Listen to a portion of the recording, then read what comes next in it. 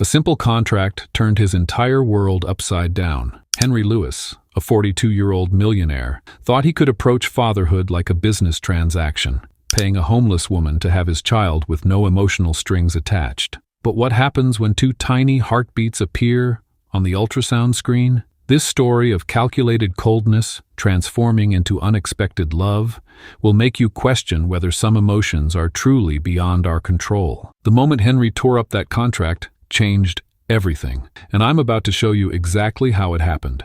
Have you ever wondered what pushes someone to view the miracle of life through the lens of a business ledger? For 42-year-old Henry Lewis, relationships were nothing more than transactions, exchanges of services with clear terms, definitive endpoints, and measurable returns on investment. His corner office in downtown Manhattan offered a panoramic view of the city he conquered, yet his personal life remained as barren as his minimalist penthouse. Henry wasn't always this way. As the son of self-made parents who built an empire from a small family business, he witnessed firsthand how their relentless work ethic forged success. What he failed to inherit, however, was their balanced approach to life, their ability to separate boardroom strategies from family dynamics. By 40, Henry had amassed wealth that would last several lifetimes.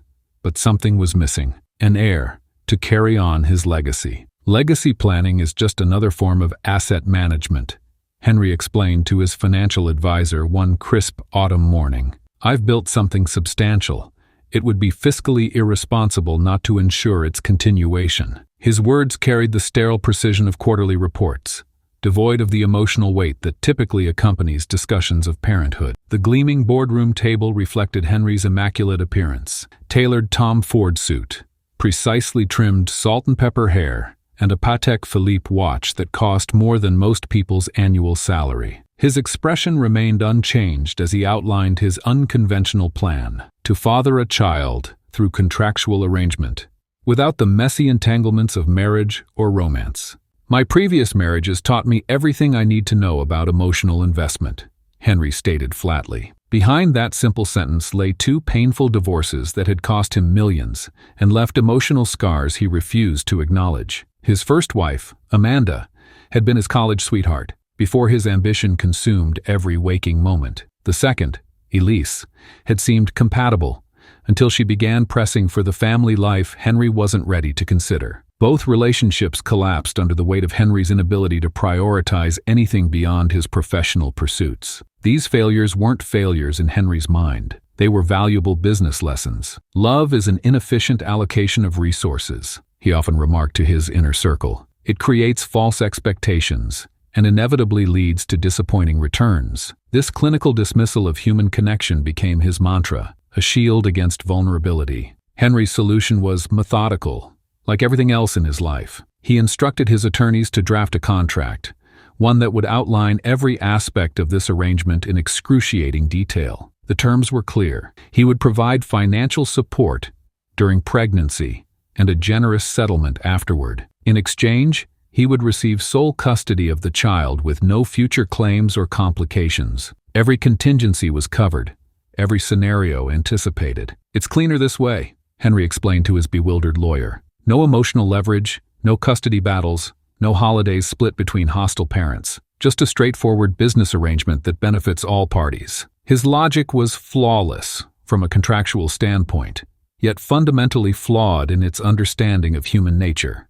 The search for a suitable candidate proceeded with the same precision Henry applied to corporate acquisitions. He dismissed surrogacy agencies as too public and legally complex. Instead, he sought someone without family connections or social standing, someone who would value financial security above parental rights. His requirements were specific: healthy, reasonably intelligent, with no history of substance abuse or hereditary conditions. Physical appearance was secondary, though he preferred someone whose features wouldn't clash dramatically with his own. I'm not looking for a partner, Henry clarified, during a private meeting with his most trusted advisor. I'm looking for a biological contributor who understands their role in this transaction. The coldness of his terminology revealed the depth of his emotional disconnect, a man so accustomed to evaluating everything in terms of value exchange that he'd lost sight of the human element entirely. What made Henry's approach all the more tragic was the contradiction at its core. Here was a man of extraordinary means, living in a penthouse with 7 empty bedrooms, dining alone at a table that could seat 20. He possessed everything money could buy, yet lacked the one thing it couldn't: genuine connection. His wealth had become both his armor and his prison. On paper, Henry's plan appeared sound. The child would want for nothing materially: the finest schools, unlimited opportunities, financial security for life. Henry would fulfill his obligation to continue the family legacy. The biological mother would receive compensation that could transform her circumstances. A clean, efficient solution to everybody's problems. But lurking beneath this clinical assessment was a profound misunderstanding of what creates meaning in human lives. Henry believed that parenthood, like corporate governance, could be managed through careful planning and clear boundaries. He failed to recognize that children don't develop according to quarterly projections or respond to performance incentives. They require something Henry had never learned to give: unconditional love. Who would accept such an arrangement? Henry wasn't concerned. In his experience, everyone had a price. It was simply a matter of finding the right figure. Someone desperate enough, pragmatic enough, or damaged enough would eventually emerge. It was a matter of patience and persistence, qualities that had served him well in business. As Henry stood in his immaculate kitchen one evening, nursing a glass of 30-year-old Macallan and reviewing the final draft of his parenting contract, he allowed himself a rare moment of reflection. Was this really the family he had envisioned as a young man? Had success cost more than he was willing to admit? The questions flickered briefly before he dismissed them as sentimental indulgence. "This is the rational approach," he reassured himself, placing the contract in his briefcase. Tomorrow, he would begin actively searching for candidates. The emptiness of his penthouse echoed around him as he moved toward his bedroom, a hollow sound he had long since learned to ignore. Henry's fundamental error wasn't in wanting a child, or even in seeking an unconventional path to parenthood. It was in believing that human relationships could be reduced to contractual obligations, that parenthood was just another asset to acquire rather than a transformative journey. His wealth had given him the illusion of control over every aspect of his life, leading him to the misguided conclusion that even the messiest human experiences could be sanitized through proper documentation.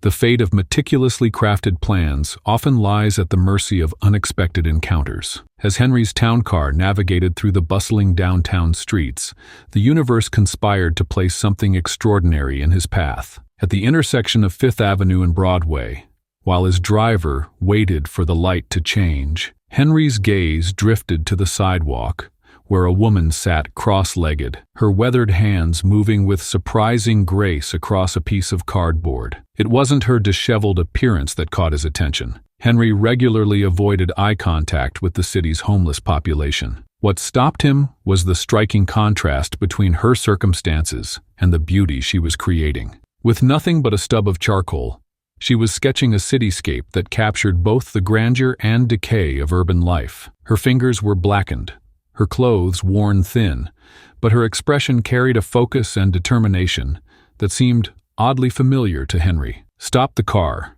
he commanded, surprising even himself. His driver glanced back with confusion. "Sir? Just for a moment. Pull over there." Henry pointed to an empty loading zone. Henry approached her with the same purposeful stride he used in boardrooms. The woman didn't look up until his polished Oxfords entered her field of vision, casting a shadow over her artwork. "That's quite impressive," he said, his voice carrying the practiced charm he reserved for business negotiations. Lila Parker, though Henry didn't know her name yet, looked up with wary eyes that had seen too many false promises of kindness. At 28, her face still carried hints of the beauty that life on the streets hadn't completely erased. "I'm not selling it," she said flatly, her voice surprisingly articulate, "and I don't need your spare change." The dismissal caught Henry off guard. People didn't speak to him this way, certainly not those in positions of vulnerability. His curiosity deepened. "I'd like to talk to you about an opportunity," he said, lowering his voice. "A legitimate one. Would you join me for coffee?" He gestured toward an upscale cafe across the street.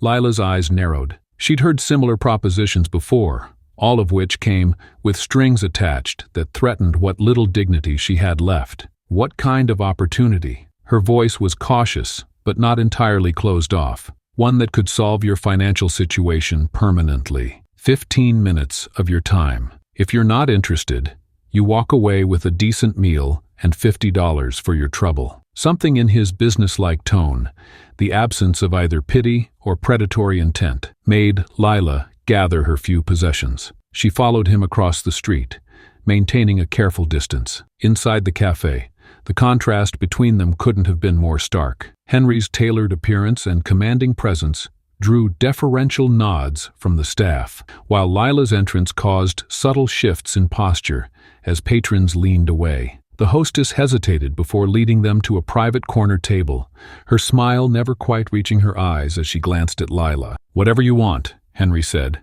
gesturing to the menu. "Order something substantial." Lila chose a sandwich and soup, fighting the urge to order the most expensive items out of spite. When the server departed, Henry leaned forward, resting his manicured hands on the table. "I'll be direct. I'm looking for someone to carry a child for me." The bluntness of his statement made Lila freeze with her water glass halfway to her lips. Of all the propositions she'd expected, this wasn't among them. "You want me to be your surrogate?" she asked, her voice barely above a whisper. "Yes, full medical support during pregnancy, a comfortable living arrangement, and financial security afterward." His tone was matter-of-fact, as if discussing a real estate transaction. Lila set down her glass slowly, eyes never leaving his face. "Why me? There are agencies for this sort of thing. Professional surrogates. I prefer discretion and simplicity. Agencies mean paperwork, publicity, questions. I need someone without complicated connections. Someone who would benefit from a fresh start." His gaze traveled over her worn clothing. "Someone who understands the value of what I'm offering." The server returned with their food, creating a momentary reprieve from the tension. Lila used the interruption to study Henry more carefully. There was no kindness in his offer, but no cruelty either. Just cold calculation. "You realize what you're asking?" she finally said. "To grow a life inside me and then just hand it over? With appropriate compensation," Henry added, as if that addressed all possible objections. $1 million upon delivery, plus living expenses during pregnancy and 6 months of housing afterward to help you establish yourself. The figure hung in the air between them. For Lila, who had been sleeping in shelters and doorways for the past 8 months, the amount represented a complete transformation of her circumstances. Yet the moral weight of what he proposed felt crushing. "And what if I develop feelings for the baby?" she asked, voicing her deepest fear. "The contract would be explicit. No contact after birth, no claims, no complications." Henry's voice softened slightly, not from empathy, but from the practiced tone of addressing anticipated objections. "Think of it as a business arrangement that happens to involve biology." Lila stared down at her food, hunger momentarily forgotten as her mind raced through her limited options. The harsh reality of her daily struggle flashed before her. The constant search for safe places to sleep, the humiliation of public bathrooms as her only washing facilities, the soul-crushing cycle of poverty that had followed her since she aged out of foster care. "Why not adopt?" she challenged, looking up suddenly. "With your money, you could give a home to a child who needs one." A flicker of something, perhaps surprise at her directness, crossed Henry's face. "I want a biological child, my own bloodline. It's not complicated." The simplicity of his answer carried its own kind of honesty. Lila took a bite of her sandwich, buying time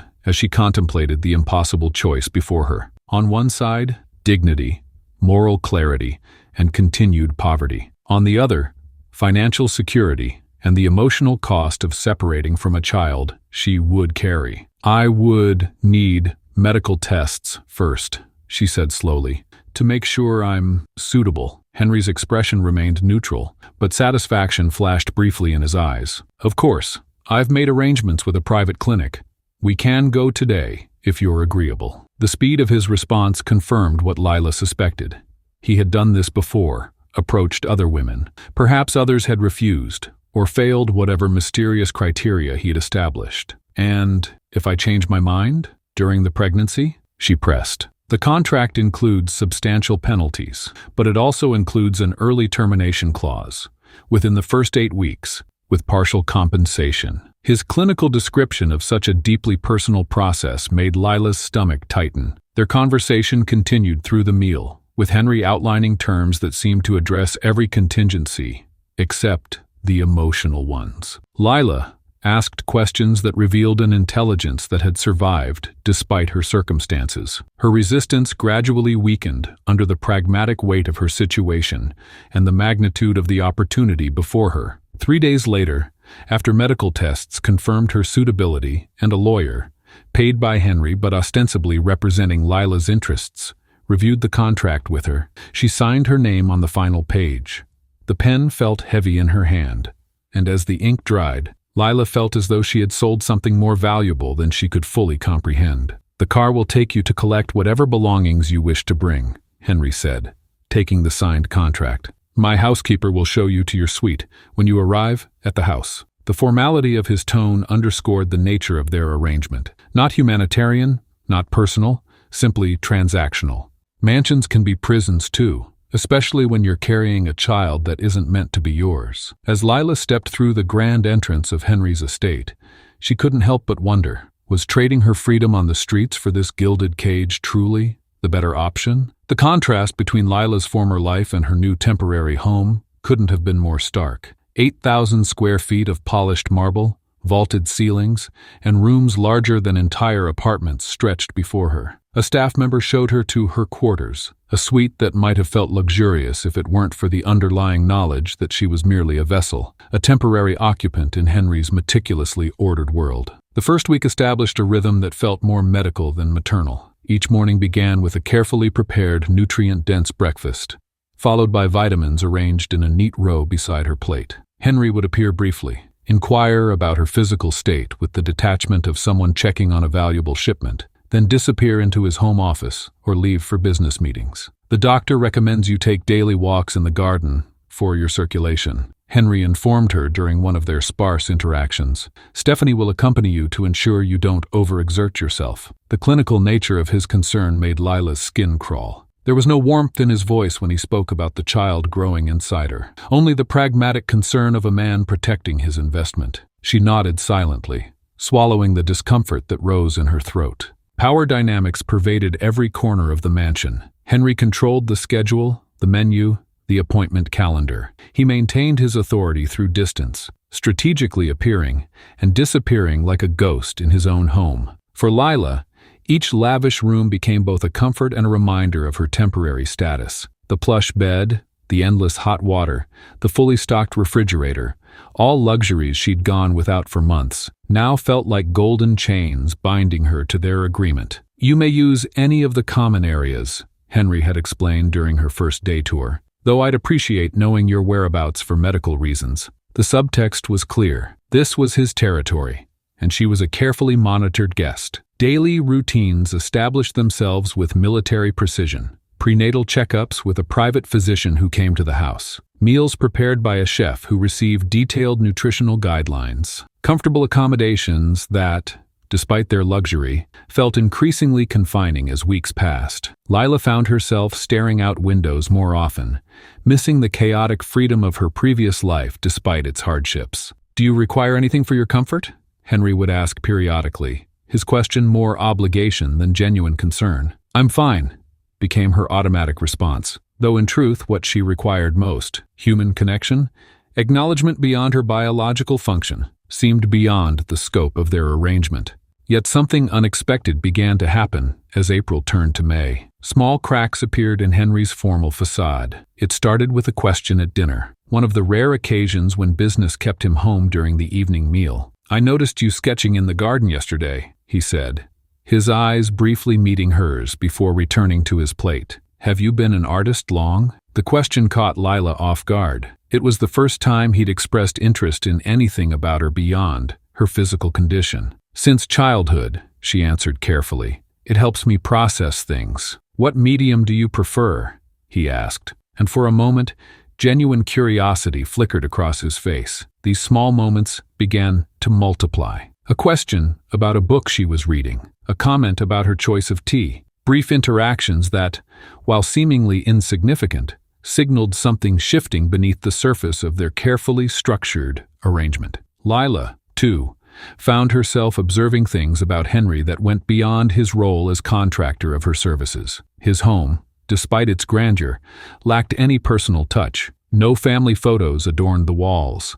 No mementos or keepsakes suggested a life beyond work. The mansion housed expensive furniture and artwork that seemed selected for investment value rather than personal meaning. Most telling was the absence of visitors. No friends dropped by, no family called. Henry's wealth had built him a fortress that kept everyone out, including, it seemed, joy itself. "Do you ever have guests over?" Lila asked one evening when she encountered him in the library, a rare moment when they occupied the same space without scheduled purpose. Something flickered across his face, surprise at the personal nature of her question, perhaps, or recognition of the answer's implications. "Not often," he replied. "I find most social obligations inefficient." In that moment, Lila recognized a different kind of poverty than the one she'd experienced on the streets. The garden became an unexpected meeting ground. One afternoon, Lila sat sketching the elaborate fountain at the center of the rose garden when Henry appeared on the stone path. Instead of merely nodding and continuing on as he typically would, he paused. "May I?" he asked, gesturing to the bench beside her. They sat in silence for several minutes, the scratch of her pencil the only sound between them. When she glanced up, she found him watching her work, with an expression she couldn't quite decipher. "You capture light remarkably well," he observed, his voice softer than she'd ever heard it. "Light is free," she replied. "Even when I had nothing else, I could always study how it falls on different surfaces." Something in her answer seemed to resonate with him. He remained longer than usual, asking questions about her technique, listening with an attentiveness that felt foreign in their relationship. When he finally stood to leave, he hesitated. "Would you join me for dinner tonight? In the dining room? Not just having something sent to your suite?" The shared meal that evening marked a subtle shift. Conversation remained cautious, but genuine moments broke through the formality. Henry asked about her childhood interest in art. Lila inquired about his business beginnings. Neither shared deeply, but the exchange of even surface-level personal information felt significant against the backdrop of their previously sterile interactions. As May turned to June, these moments accumulated. A morning when Henry left art supplies outside her door with a simple note, "Thought you might like these." An evening when Lila noticed him working late and brought him tea without being asked. Small gestures that, while insignificant in any normal relationship, loomed large in theirs. The most telling moment came when Lila fell ill with a summer cold. Rather than merely sending the doctor, Henry himself appeared at her door, awkwardly holding a tray with soup and medication. "I thought you might need," he began, then stopped, seeming to realize the unusual nature of his concern. "The doctor says it's nothing serious, but you should rest." Lila saw something in his eyes then, not just concern for his investment, but something more human. "Thank you," she said, simply, accepting the tray. Their fingers brushed briefly, and neither pulled away with the usual haste. Despite their efforts to maintain the emotional distance stipulated by their agreement, the forced proximity of their living arrangement was accomplishing what no contract could prevent. They were beginning to see each other as people rather than parties in a transaction. Henry's questions about her art revealed curiosity about who she was, beyond her biological function. Lila's observations of his solitary existence sparked a reluctant compassion for the man who believed he could purchase parenthood without emotional investment. Some sounds have the power to change us forever. This wasn't something Henry Lewis had ever considered as he drove Lila to her appointment that morning. It was the first time he'd decided to accompany her rather than sending his assistant Stephanie, though he rationalized it as mere oversight of his investment. In truth, something had shifted between them since they'd begun sharing those evening conversations on the terrace. The mansion that had once echoed with emptiness now contained two people, gradually seeing each other beyond the parameters of their agreement. "This is just routine," Henry explained, his fingers tapping against the steering wheel. "I should be informed firsthand about the progress." His voice carried the practiced detachment of a man discussing quarterly reports rather than the development of his future child. Lila nodded silently, knowing better than to question his sudden interest in attending the appointment. After all, This was his child, his project, his decision to make. The doctor's office was pristine and exclusive, clearly accustomed to catering to clients of Henry's caliber. The receptionist greeted him by name, ushering them past other waiting patients to a private examination room.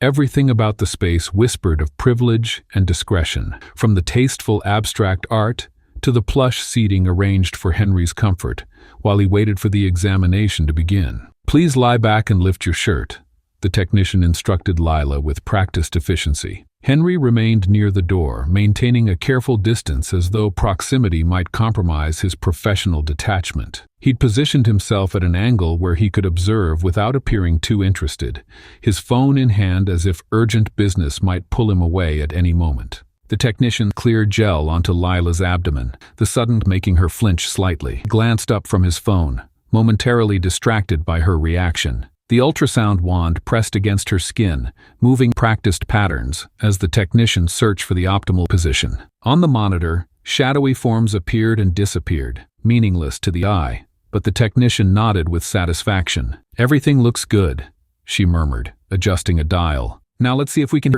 And then a rapid, rhythmic whooshing filled the room, unmistakable yet almost otherworldly, the sound of a tiny heart beating Lila's body. Steady, strong, insistent. A sound as old as humanity itself, yet eternally new each time it's heard. In that moment, something extraordinary occurred in Henry Lewis's face. It wasn't dramatic. No one besides Lila would have noticed it, but his expression softened imperceptibly. The perpetual furrow between his brows smoothed, and his eyes widened slightly as they fixed on the monitor. For a fleeting second, his carefully constructed mask slipped, revealing a glimpse of raw emotion that even he seemed surprised to feel. Lila felt tears forming in her eyes, blurring her vision of the grainy image on the screen. She tried to blink them away, turning her face slightly to hide this unexpected vulnerability. This wasn't supposed to happen. She had prepared herself to remain detached, to think of this pregnancy as a transaction rather than a connection. Yet that persistent, rapid heartbeat seemed to resonate through her entire being, forging a bond she hadn't anticipated and couldn't deny. The technician continued explaining development milestones and measurements, but her words faded into background noise. The room had shrunk to just 3 entities: Lila, Henry, and the sound that connected them to the new life they had created together. Neither spoke, neither needed to. When the appointment concluded, Henry helped Lila from the examination table with unexpected gentleness, his hand lingering on her arm a moment longer than necessary. They walked to the car in silence, the space between them charged with unspoken thoughts. The drive back to the mansion stretched into a wordless journey. Henry gripped the steering wheel with unnecessary force, his knuckles white against the leather. Lila gazed out the window, one hand unconsciously resting on her stomach, where the echo of that heartbeat seemed to linger. The silence wasn't uncomfortable. It was necessary, a buffer zone allowing them both to process what had just transpired without the pressure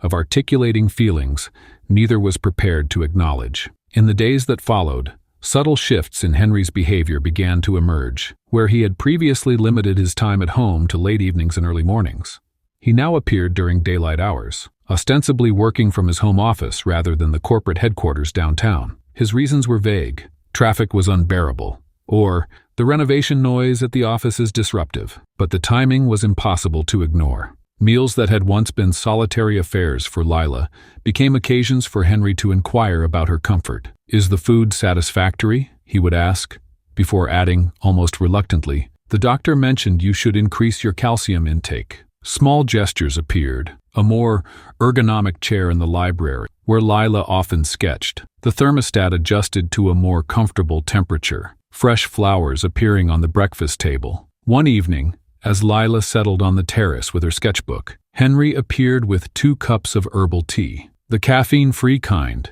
he explained, setting one beside her. "I read it's better for—" He gestured vaguely toward her slightly rounded abdomen, words failing the man who prided himself on articulate business presentations. "Thank you," Lila said, accepting both the tea and the unspoken sentiment behind it. Henry lingered, watching her sketch for a moment before asking, "Do you need anything else?" The question contained multitudes a businessman accustomed to solving problems with resources, suddenly confronting a situation where the solutions weren't so straightforward. Lila shook her head, but offered a small smile that acknowledged his effort. As she watched him walk away, Lila realized their dynamic had fundamentally changed. The contract still existed on paper, but that heartbeat had written something new between them, something neither had anticipated when signing their names to that clinical document. The sound had penetrated barriers built over decades of Henry's calculated detachment and years of Lila's self-preservation. Each day brought new evidence of this transformation. Henry began asking questions about her comfort during the pregnancy, genuinely interested rather than merely collecting data. He researched infant development with the same thoroughness he applied to market analyses. Once, Lila found him in the room designated as the nursery, standing alone, looking contemplative as he surveyed the empty space. The most telling change came when Henry began referring to the baby as the baby, rather than the child, or the clinical fetus he had used in their early discussions. This subtle shift in language revealed more than any grand gesture could about the internal recalibration happening within him. For Lila, the change was equally profound. The life growing inside her had become more than a means to financial security. It had become a connection to something larger than herself, a purpose beyond survival. And somehow, inexplicably, it had also become a bridge between herself and the complex man who had offered her this strange arrangement. That delicate bridge between Henry and Lila was about to be tested in a way neither could have anticipated. What happens when the carefully constructed equation of a control-obsessed millionaire suddenly multiplies by 2? Henry was about to discover that some of life's most profound moments can't be contracted, calculated, or contained. The morning of their follow-up appointment felt different. Henry didn't send his assistant Stephanie this time. He'd been accompanying Lila personally for weeks now. The stiff formality that had characterized their early visits had softened into something resembling comfort. In the waiting room, Henry asked about Lila's recent sketches instead of reviewing work emails. Lila found herself sharing details about her creative process without the guarded hesitation that had once defined their interactions. "Ms. Parker?" the nurse called, leading them to the examination room. Dr. Harrington entered with a warm smile. "How are we feeling today?" she asked as she prepared the ultrasound machine. "Good," Lila responded, lifting her shirt without being prompted this time. The cold gel made her flinch slightly, and she noticed Henry, watching with an attentiveness that would have been unthinkable months ago. The doctor moved the wand across Lila's growing belly, the familiar whooshing sound filling the room. But then Dr. Harrington paused, adjusting the angle of the wand with focused precision.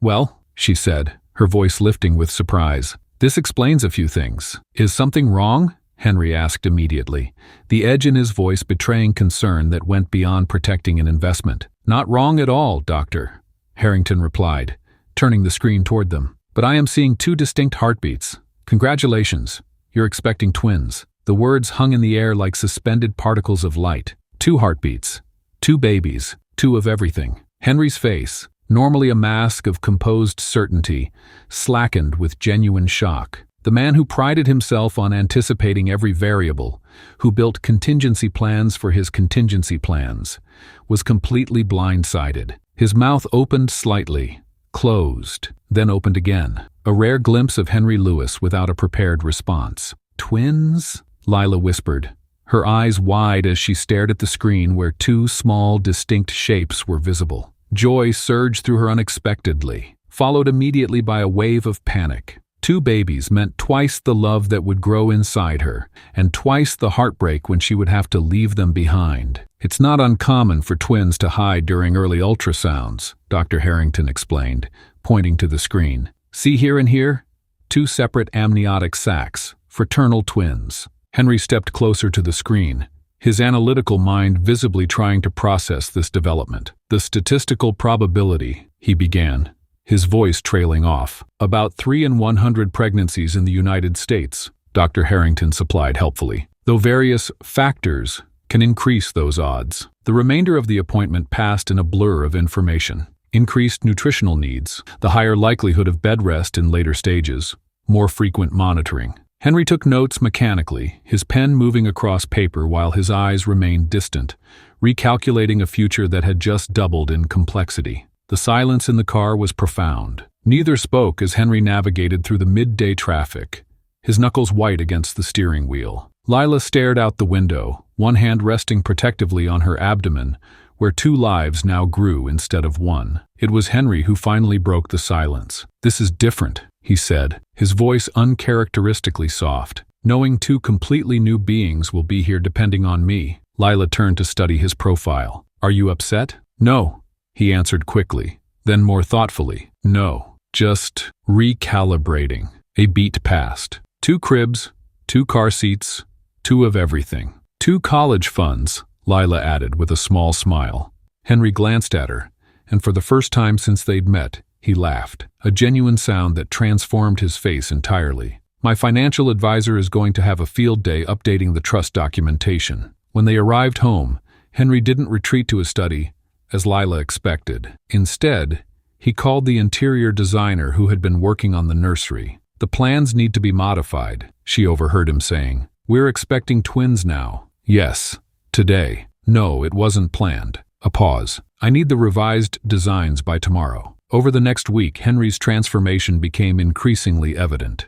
He ordered specialized books on raising twins, subscribed to multiple parenting journals, and installed a second monitoring system in what would become the nursery. The man who once preferred to delegate any task related to the pregnancy now personally interviewed 3 different pediatricians specializing in twin care. Lila found him one evening in the library, surrounded by open books on multiple births. "Did you know," he said without looking up, "that twins develop their own language sometimes? Cryptophagia, they call it." "I didn't," she said, taking a seat across from him. "And their health outcomes improved dramatically with skin-to-skin contact immediately after birth," he continued, turning a page. "We should add that to the birth plan." Lila felt a strange tightness in her chest at his use of "we," a word that had never featured in their original arrangement. The following day, Henry arrived home with bags from a specialty maternity store. "The books say carrying twins puts additional strain on your body," he explained, pulling out a pregnancy support belt, specialized pillows, and compression stockings. "These should help with comfort." His concern extended beyond physical preparations. Henry began attending every medical appointment, asking detailed questions that revealed hours of research. He installed a small refrigerator in Lila's room, stocked with nutrient-rich snacks. The chef received new instructions to increase protein and iron in Lila's meals, while the housekeeper was directed to add extra support pillows to every sofa and chair. One morning, Lila found Henry in the soon-to-be nursery, standing in the center of the room with architectural plans spread open. "I've been thinking," he said, without preamble. "Twins often comfort each other with proximity. The research suggests we should arrange their cribs where they can see each other, but not close enough where they could potentially harm one another." He gestured to different areas of the blueprint. "Safety and comfort.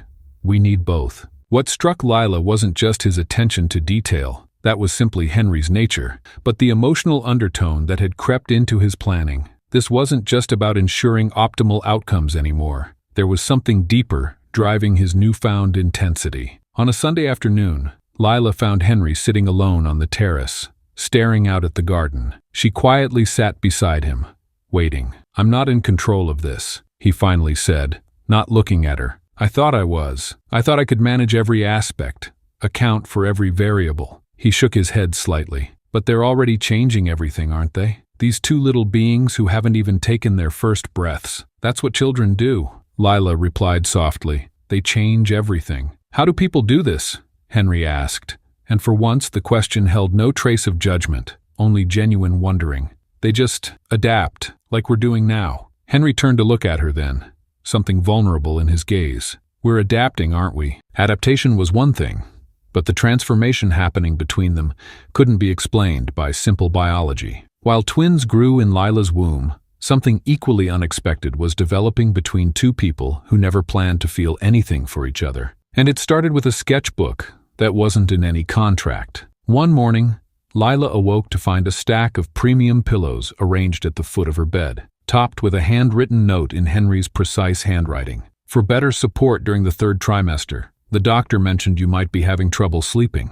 It wasn't the pillows themselves that caught Lila off guard, but the observation behind them. Henry had noticed her shifting uncomfortably during dinner the night before, rubbing her lower back when she thought no one was watching. The pillows were just the beginning. Coffee appeared on her nightstand before she woke, decaffeinated naturally, but prepared exactly how she preferred, with a splash of almond milk and cinnamon. Fresh flowers appeared in her room weekly, always varieties that complemented her sketches from the garden. When summer thunderstorms rolled in, a cup of chamomile tea materialized at her elbow as she watched lightning dance across the sky from the safety of the covered terrace. "You remembered," Lila said one evening, surprised by the perfectly prepared tea. Henry shrugged, his gaze fixed on the storm, rather than meeting her eyes. "You mentioned once that your grandmother made tea during storms." It seemed relevant. Lila studied his profile against the flashes of lightning.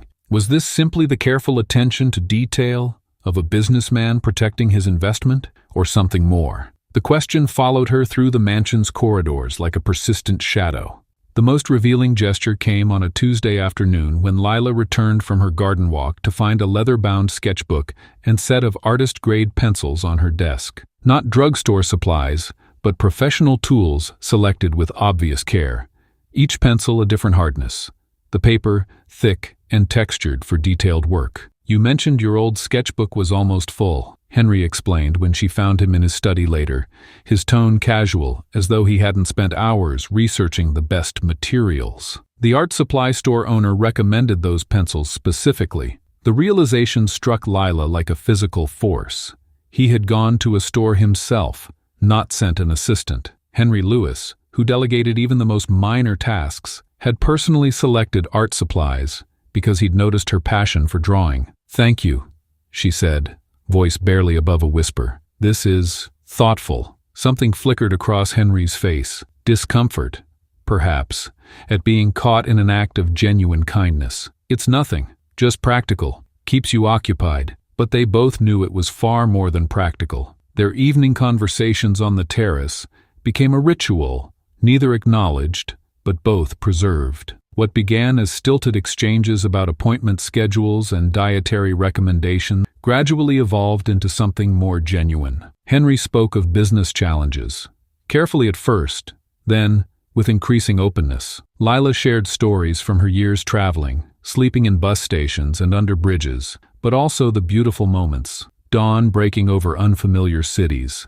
kindness from unexpected strangers. One night, after a particularly long silence, Henry set down his water glass with unusual force. "I'm not used to caring," he admitted, the words seeming to surprise even himself. "About people, I mean. I don't know how to be different." The vulnerability in his confession hung between them like a tangible thing. Lila could have laughed it off, changed the subject, preserved the comfortable distance between them. Instead, she reached across the space separating their chairs and briefly touched his wrist. "You're doing better than you think," she said simply. Their shared preparations for the twins created moments of unexpected intimacy. Selecting nursery items became lessons in compromise. Henry's preference for efficiency, meeting Lila's insistence on warmth and comfort. When debating crib designs, their hands brushed as they turned catalog pages, neither pulling away as quickly as they once would have. "What about names?" Lila asked one evening, as they sorted through tiny clothes,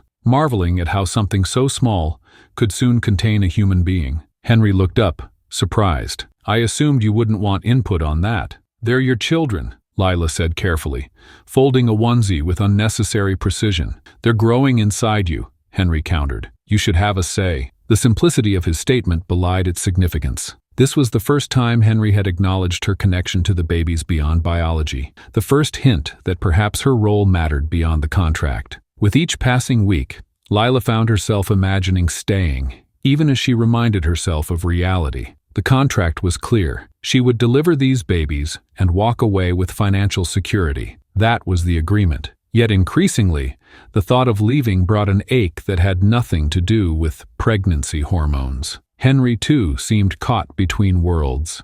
The calculated businessman and the man who now researched prenatal massage techniques to ease Lila's discomfort. The man who had once declared relationships inefficient now spent evenings discussing children's books and education philosophies with someone he'd originally viewed as little more than a biological necessity. The nursery became a mirror of their evolving relationship. What began as Henry's efficient, minimalist design gradually transformed.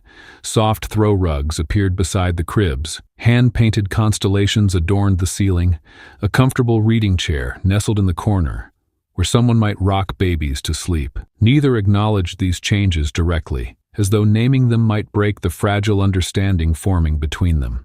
During the 7th month, Lila developed severe heartburn that kept her pacing the halls at night. She thought she'd been quiet until Henry appeared in her doorway at 2 a.m., hair tousled from sleep, concern evident in his expression. "What can I do?" he asked simply. The Henry from their first meeting would have called a doctor, arranged for medication, solved the problem with money and efficiency. This Henry stood barefoot in pajama pants, offering not solutions but companionship. "Just talk to me," Lila said. "Distract me." They ended up in the kitchen, Lila sipping ginger tea while Henry, to her astonishment, made toast with homemade jam. Not prepared by the housekeeper, but preserved by his grandmother years ago. A family recipe he'd continued making despite having staff who could do it for him. "It's one of the few traditions I kept," he admitted, watching her taste it. "Foolish, probably." "Not foolish," Lila corrected. "Human." As Lila's due date approached,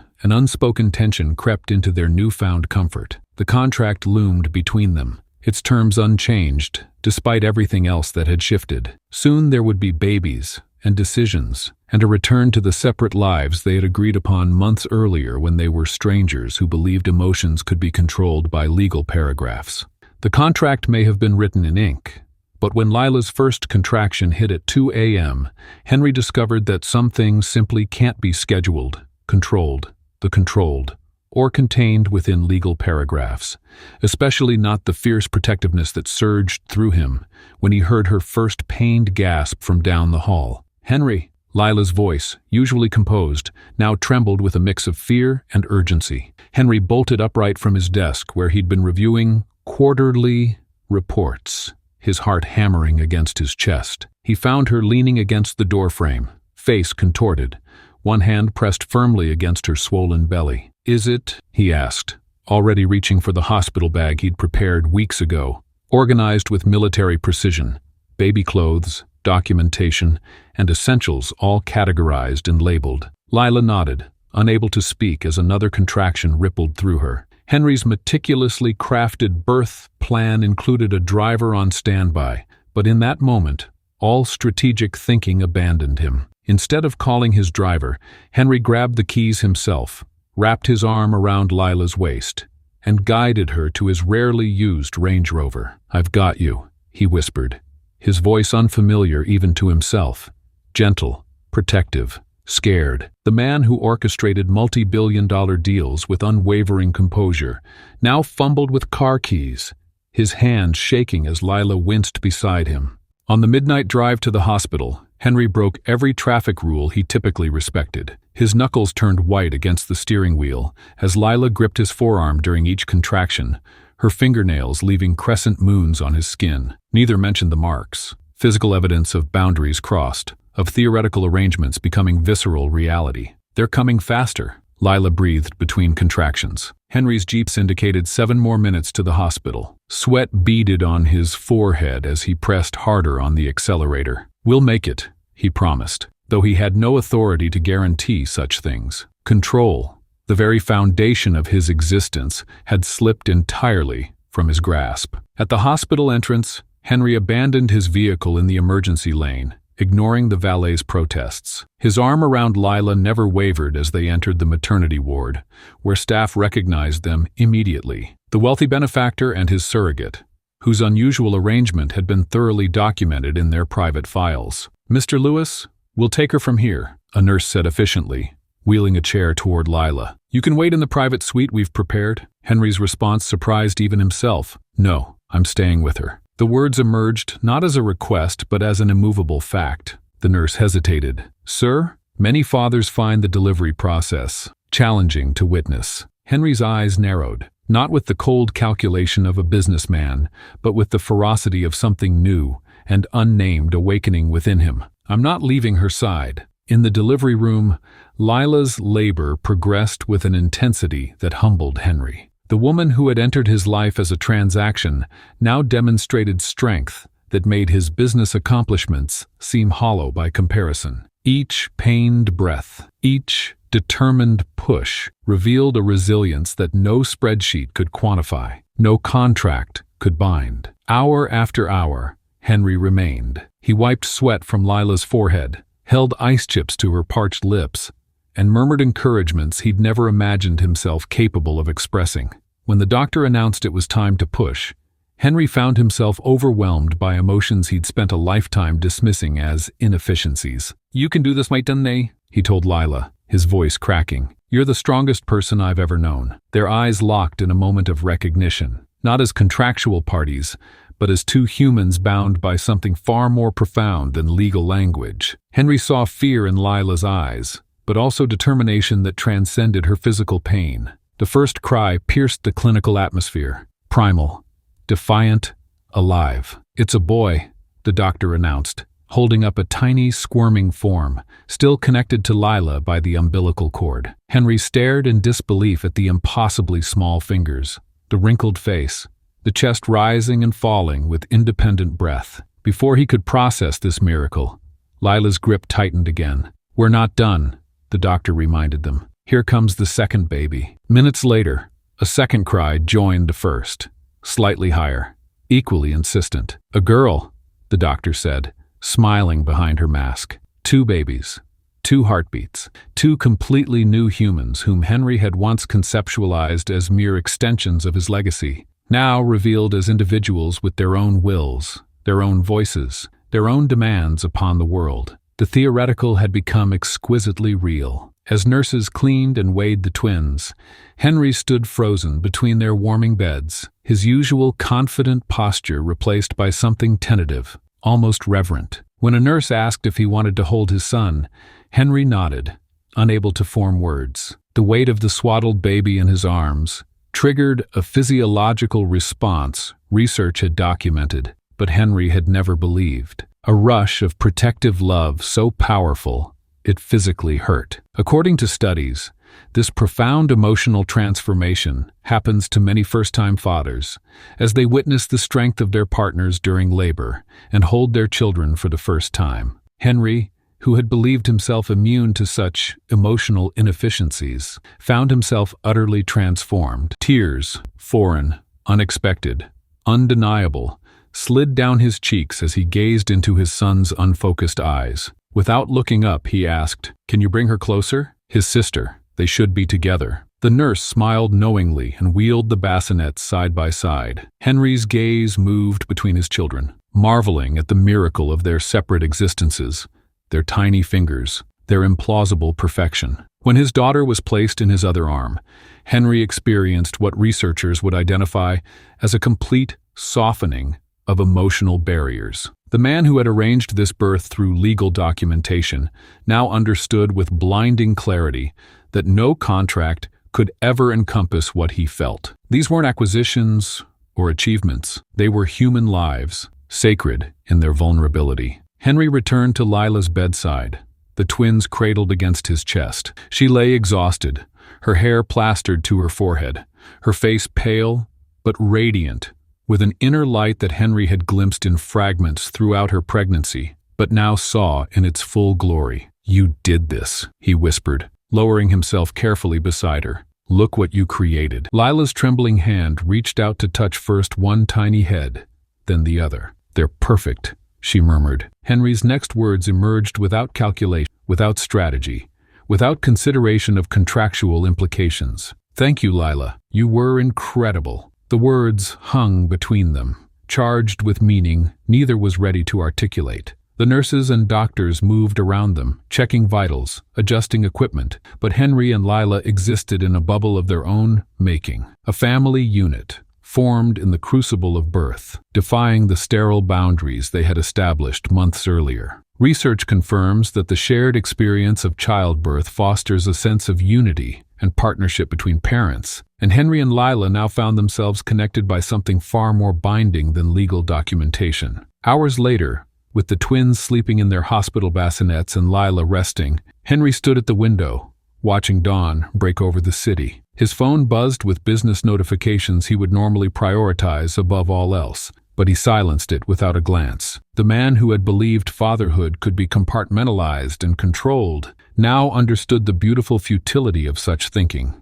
The morning light filtered through the curtains as Lila folded the last of her clothes into a small suitcase. 6 weeks had passed since the twins' birth. 6 weeks of midnight feedings, first smiles, and the gentle weight of newborns against her chest. Her hands trembled as she placed a tiny onesie back in the nursery drawer rather than into her bag. Each item she touched carried memories still being created, moments she wouldn't be part of after today. The calendar on her nightstand marked this date with a small star, the day she would fulfill her end of the contract and walk away. Studies had shown that emotional attachments often override previously made agreements in surrogacy arrangements, something Lila was experiencing firsthand as her heart physically ached at the thought of leaving. The twins were sleeping peacefully in their cribs, unaware that the woman who had carried them for 9 months was preparing to disappear from their lives. A soft knock interrupted her thoughts. Stephanie, Henry's assistant, stood in the doorway,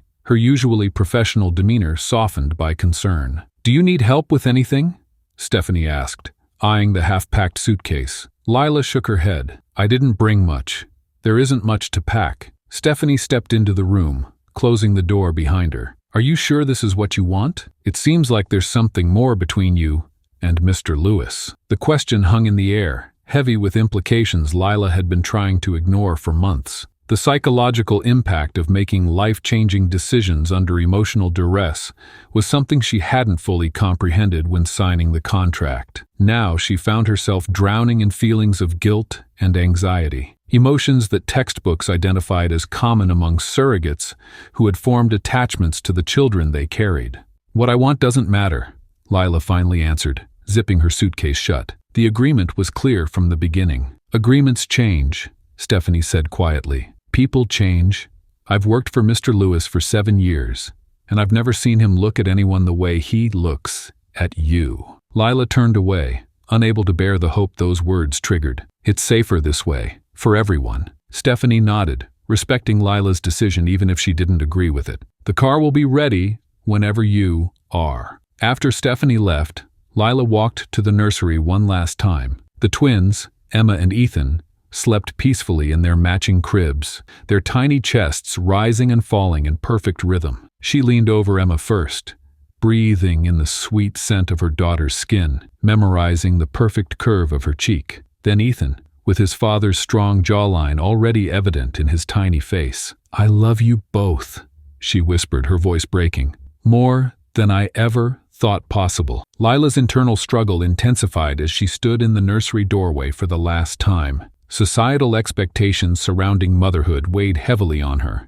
the unspoken judgment that would follow a woman who could walk away from her biological children. Yet the contract's terms were clear, and she had signed willingly, understanding the consequences. The mansion felt eerily silent as Lila descended the grand staircase, suitcase in hand. She had expected to leave quietly, perhaps with only Stephanie to see her off. Instead, Henry stood in the foyer, hands in his pockets, looking as though he hadn't slept. The sight of him, disheveled, vulnerable, so unlike the calculated businessman who had first proposed their arrangement, made her heart constrict painfully. Contract termination in surrogacy arrangements was supposed to be straightforward. The paperwork was signed, the legal obligations fulfilled. Yet nothing about this moment felt simple or clinical. "You're really leaving?" Henry asked, his voice lacking its usual confidence. Lila set her suitcase down, maintaining the distance between them. "That was the deal. I've done my part. Now it's time to move on."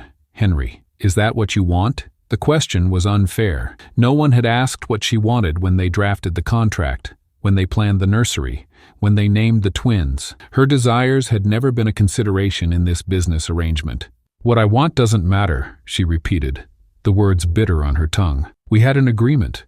You get your family, I get financial security, clean and simple." Henry took a step toward her. "Nothing about this is clean or simple anymore." "Don't," Lila warned, holding up a hand. "Don't make this harder than it already is." "It's hard because it's wrong," Henry insisted, taking another step. I've been sitting up all night, trying to convince myself that watching you walk out that door is the rational conclusion to our arrangement. Lila felt tears threatening, the emotional weight of her decision to fulfill the contract becoming almost unbearable. Rational is what you wanted, remember? No messy emotions, no complications. I was wrong. The admission hung between them, unexpected and transformative. Henry reached into his coat pocket and pulled out a folded document. Lila recognized it immediately, the contract that had brought them together, that now demanded they part. He held it between his fingers, his gaze never leaving hers.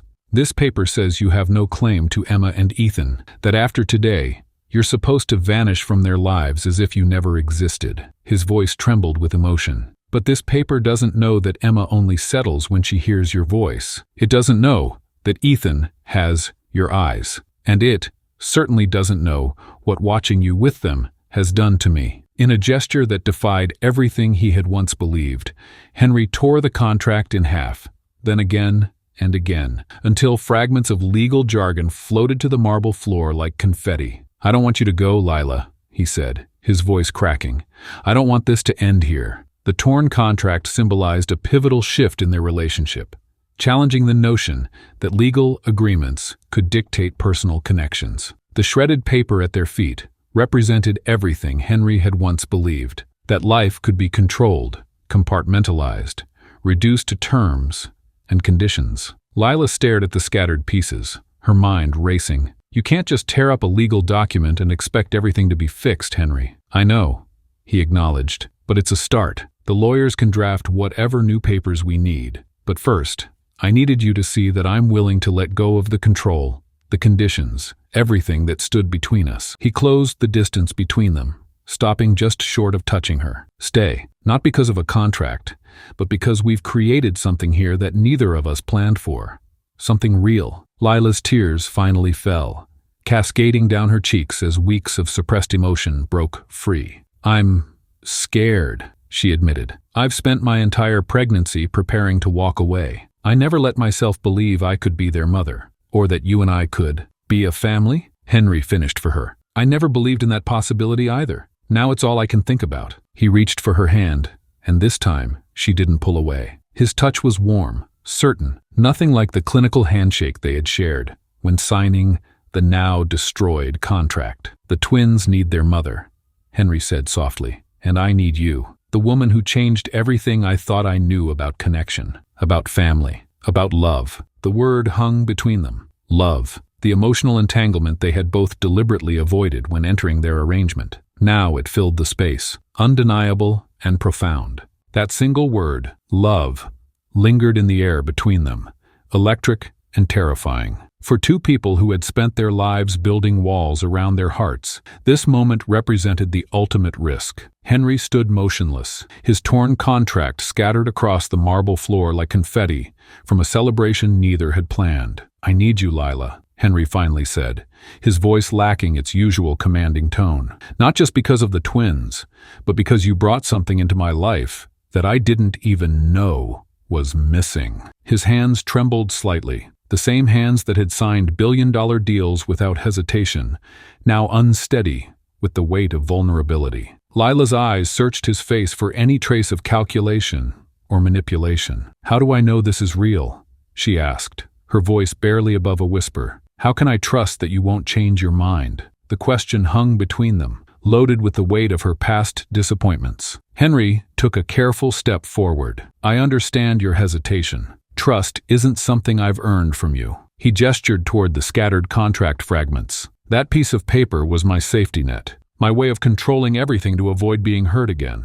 But that's exactly what I'm afraid of, Lila countered, still gripping her suitcase handle. This could just be another impulsive decision you'll regret. And where would that leave me? Where would that leave Emma and Ethan? Henry's gaze fell to the floor before meeting hers again. I've already tried living without feeling anything for anyone, he admitted, and it left me empty. I built this house, filled it with expensive things, but until you and the twins, it was never a home. The mansion's grandeur suddenly seemed to emphasize his point. High ceilings and pristine surfaces that had never known the warmth of family gatherings or shared laughter. I fell in love with you, Henry, Lila confessed, tears threatening to spill. But you don't understand how hard it is to trust someone again. I've spent my whole life being discarded, ignored. Everyone I've ever opened up to has eventually decided I wasn't worth the trouble. The pain in her voice was raw, her fear of abandonment laid bare between them. Henry recognized something in her expression, the same wariness he'd carried for years after watching his own relationships crumble.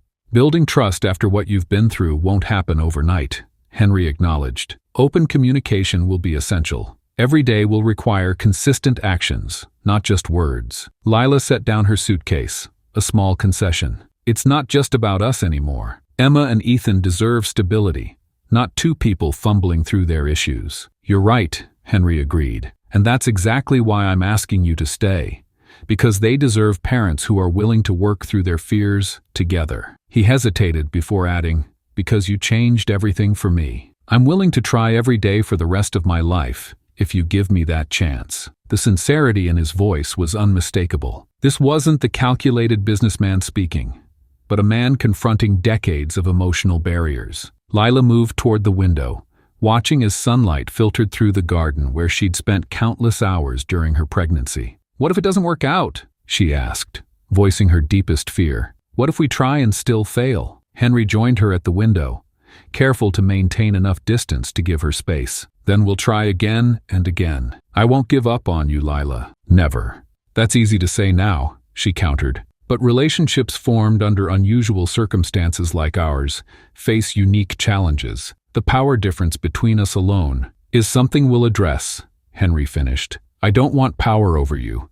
I want partnership with you. Lila turned to face him fully. You know what scares me most? That I want to believe you. That despite everything logical telling me to walk away, I want to stay. Then stay, Henry said simply. Not because of the contract we had or the money I offered, but because there's something real between us that deserves a chance. The rational part of Lila's mind cataloged all the reasons this couldn't work. Their different backgrounds, the unusual beginning of their relationship, her own history of being abandoned, yet standing there, looking at the man who had transformed from a cold businessman into someone capable of genuine emotion. She found herself considering possibilities rather than just risks. I'm afraid, she admitted. So am I, Henry replied with surprising honesty. Being vulnerable isn't something I've allowed myself to be for a very long time. Lila took a deep breath. If we do this, if I stay, we need to acknowledge that we're both bringing significant emotional baggage into this relationship.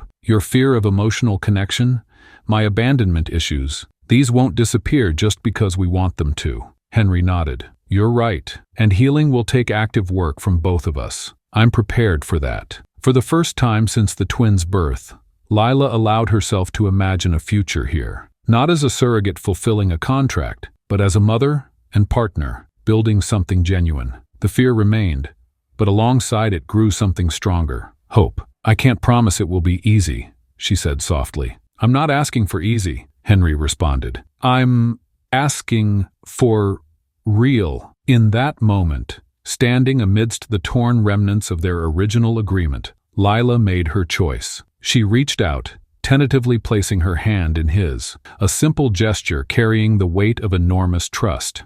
We'll need to take this one day at a time, she said. Learning how to trust, how to be a family, it's not something either of us has experience with. Henry's face softened with relief and gratitude. One day at a time, he agreed, gently squeezing her hand. Their relationship had begun as a business transaction.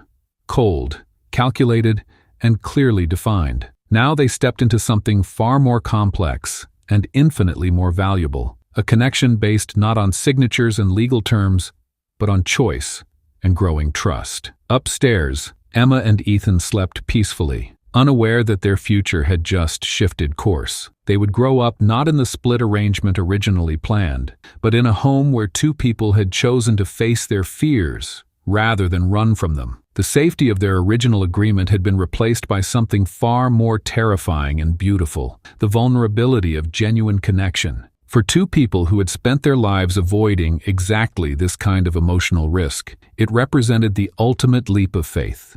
Their leap of faith landed them in uncharted territory, a world where power dynamics meant nothing against 3 a.m. feedings and first smiles. What transforms a cold business arrangement into a family that feels like home? For Henry and Lila, the answer would emerge through the messy, beautiful chaos of caring for twins together. The first weeks after tearing up their contract revealed a side of Henry that few had ever witnessed. The man who once commanded boardrooms with unwavering confidence now stood bewildered before a squirming infant, diaper in hand, expression somewhere between determination and terror. "I can negotiate billion-dollar deals, but this," Henry muttered one evening, as Emma squirmed away from his fourth attempt at securing a clean diaper. Lila watched from the doorway, fighting back laughter. "Here," she said gently, moving beside him. Like this, her hands guided his larger ones, showing him how to lift and secure in one smooth motion.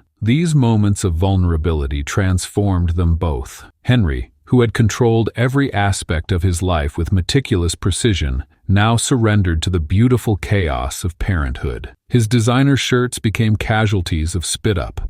His carefully scheduled days now revolved around feeding times and naps. For Lila, watching Henry elbow-deep in baby powder, attempting lullabies in his off-key baritone, broke down the final barriers around her heart. The transformation from their immaculate arrangement to the messy reality of parenting revealed something profound. The most powerful bonds often form in the messiest moments. Research has long confirmed that hands-on involvement in childcare creates deep attachments in parents, even those who initially approached parenthood as a transaction. Every diaper changed, every bottle given, and every middle-of-night rocking session was rewiring Henry's brain, creating neural pathways of connection that no contract could have anticipated. One night, after successfully getting both twins to sleep simultaneously, a rare victory they'd come to celebrate, Henry found Lila sketching by moonlight on the terrace. Her talented hands captured the twins' sleeping faces with remarkable tenderness. "They're beautiful," Henry said, sitting beside her. "You've given me so much more than our agreement ever outlined." He paused,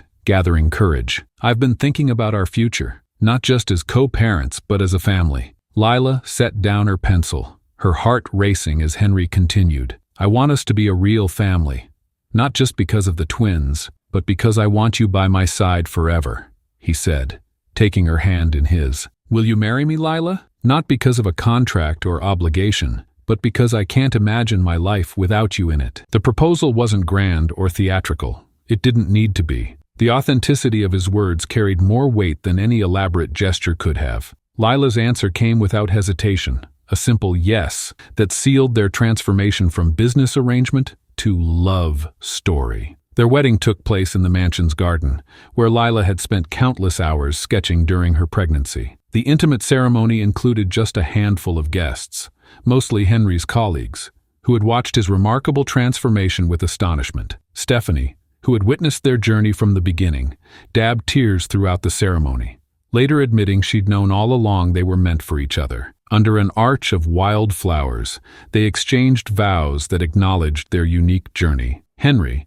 the man who once viewed emotions as inefficient, spoke words that came straight from his heart. "I promise to be the man you deserve, Lila, to continue growing, learning, and building something beautiful with you. You saw potential in me when I couldn't see it myself. I will spend my life worthy of that faith." Lila, her voice steady despite the tears in her eyes, responded with equal sincerity. "I promise to trust you, Henry, and to help you become your best self. To remember that our strength comes not from perfect beginnings, but from how we choose to write our story together."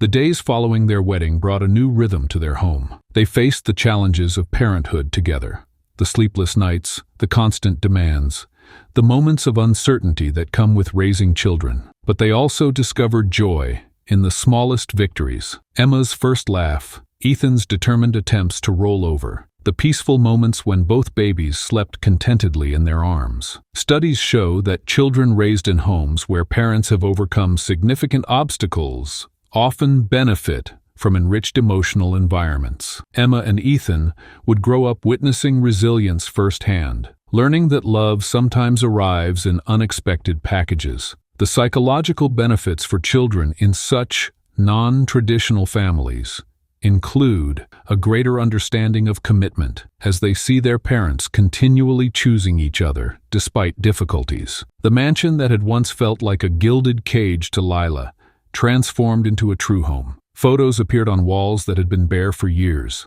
Laughter echoed through rooms that had known only silence. The garden where Lila had sketched alone now hosted picnics and playdates. Expert opinions suggest that couples who transition from viewing their relationship as a contract to seeing it as a partnership often experience significant emotional growth. This was certainly true for Henry and Lila, whose commitment to open communication and mutual respect formed the foundation of their blended family. One evening, as they stood together watching the twins sleep, Henry wrapped his arms around Lila from behind and whispered, "Thank you for not giving up on me." She turned in his embrace, meeting his gaze. "Thank you for showing me I could trust again." That simple exchange captured the essence of their journey. Two people who had found healing in the very place they least expected it. Their relationship hadn't been built on fantasy or illusion, but on the solid ground of seeing each other at their most vulnerable and choosing to stay anyway. The successful transition of their relationship from transactional to emotional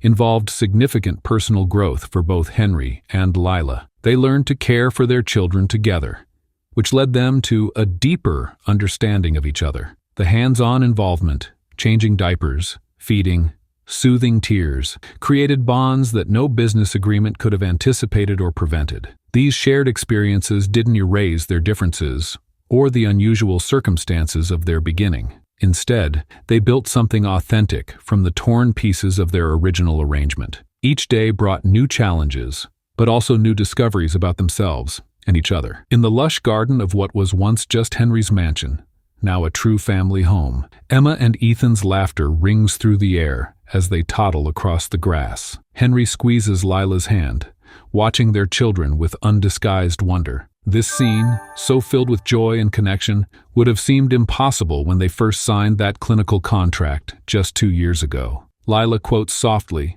remembering Dr. Gottman's wisdom that had guided them through challenging moments. Henry nods, his eyes never leaving the twins. "I never imagined this kind of happiness was possible for someone like me," he confesses. Their journey proves what family therapists have long maintained, that unconventional families built on love, trust, and mutual respect can flourish beautifully. What began as a calculated business arrangement transformed into something profound and genuine, demonstrating that emotional connections can develop even from initially transactional relationships. As the twins chase butterflies in the afternoon light, it's clear that sometimes the most beautiful families grow from the most unlikely beginnings.